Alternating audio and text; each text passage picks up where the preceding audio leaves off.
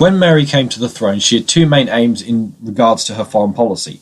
One was to marry Philip II, who would be the heir to the Spanish throne, and the second of all was to restore England to papal supremacy. Both of these were arguably achieved.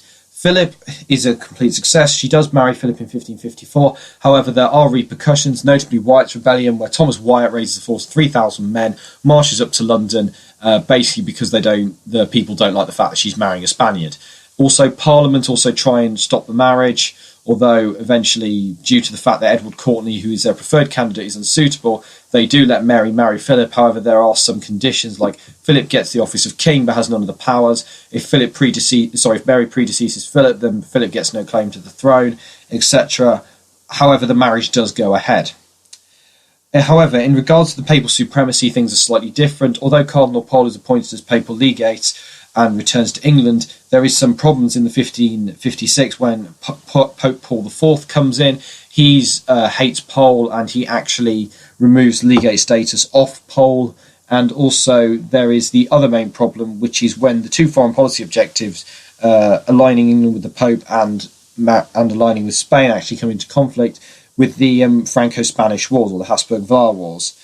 And Philip comes to England in 1556 to ask for Mary's support in fighting against the French. Now, another issue is that the Pope, who is anti-Spanish, is actually supporting the French. And although Parliament is against Mary actually being involved and England sending troops, notably due to the fact that the economy is still recovering and they don't want to risk anything, a token for English force is still sent, and despite Parliament's objectives.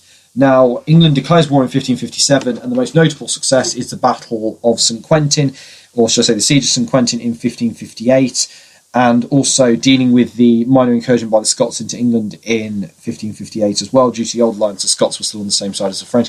However, the foreign policy in France was an unmitigating disaster due to the destruction of Calais, or not destruction, but the takeover of Calais by the French, which is like the last English province, Calais, that is in France. And also the English Navy, due to Mary's naval reforms, was much reformed, and the English Navy were involved in the Battle of Gravelines, which was a decisive Spanish victory, and the English Navy were important in actually firing on the French forces from the port.